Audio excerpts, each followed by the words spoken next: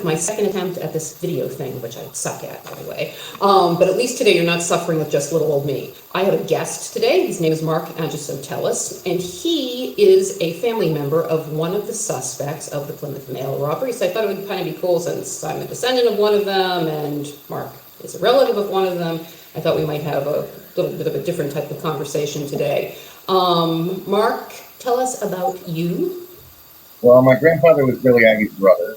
Wait, one second. So was your grandfather the brother that Billy Aggie borrowed the car from on the day that your great-grandmother was having the funeral to rob the Granite Trust? Well, I'm not sure, but I think so. I'm told the feds came and tore up the floorboards looking for money and scared the hell out of the kids. And the two other guys involved never got caught. Well, I don't blame your family for wanting to hightail it out of there. Yeah, growing up in Florida, we really didn't get much of the story. My dad was a toddler when the family left Massachusetts, right after Billy was arrested for that robbery in '56. Nearly all we knew about Billy and the mail robbery came from a few newspaper clippings and the Ashley Bailey book that sat on the mantle. I always knew I was only getting a little sliver of the story, and it seemed like a very two-dimensional portrayal of Billy, but I never thought I'd be able to learn anymore. I figured it was all lost to time.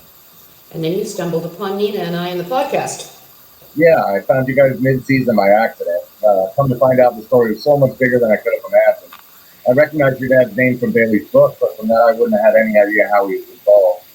Pro, Mello, Roy, all those guys were completely new to me. I had never studied Boston organized crime history. All of a sudden I had this abundance of information and leads. It just gave me 10 new questions for every answer I found. So I figured I had to get a hold of you.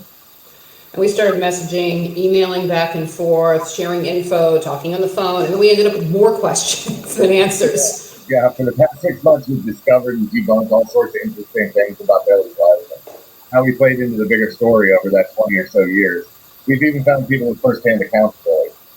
And that's one of my favorite things about doing the podcast, is having an opportunity to, talk to people who were either there when something happened or, in that time frame. And also, people that, had relatives that were either, on the criminal side of it or on the law enforcement side of it. And so it leads to more research, but it's fun to have those, engagements with people. Yeah. A year ago, I could have never imagined I'd be poring over FBI 302s and court transcripts and discussing it all with a family member and someone else involved. Well, if there's anybody else out there who, again, has some story to share, whether it's about the Plymouth Mail robbery or something else, feel free to email me. And if it's something you want to talk to Mark about, I'm happy to forward that along. Someone else did reach out to me this week about the Plymouth Mail robbery, but I'm not going to have a chance to talk to them until next month. Yeah, the research and discussion has been a really rewarding exercise in logic, reasoning, and information gathering. I've come to realize that every statement that a witness, informant, or author makes has to be filtered through the lens of their biases and motivations, as well as my own. It's frustrating that there's so many facts that will never be known, but there's definitely still many small details out there in the archives waiting to be unearthed, thoughts that have never been connected. Even 60 years on, I think there's some alternate narratives worth exploring further. But I'm still not ready to make any big leaps in belief. It's a lot easier to prove something didn't happen than that it did. I agree with you. So I've obviously listened to the same story from my father and, from Mello and and Roy when I was younger, when he was still alive. And so, I heard that one version of events for, 40 something years.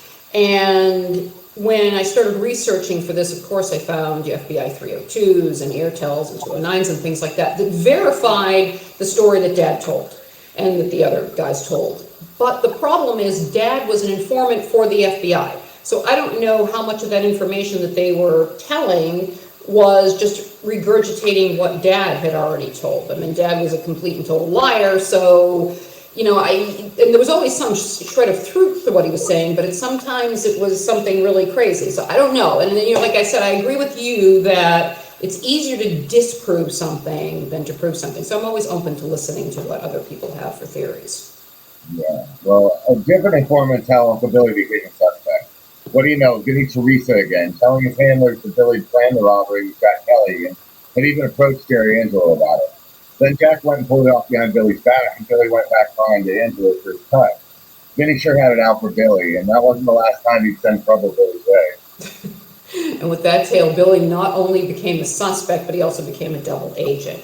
You can listen to episode 17 if you want to hear more about that tale. But to make a long story short, the Postals recruited Billy to wear a wire and inform on Jack Kelly and his crew. Somewhere along the line, Billy gave up Tommy Richards' name and Joe Tripoli's name. Poor Tommy ended up with his house getting torn apart. And Joe was just a bartender that those guys happened to hang around with and know all those years.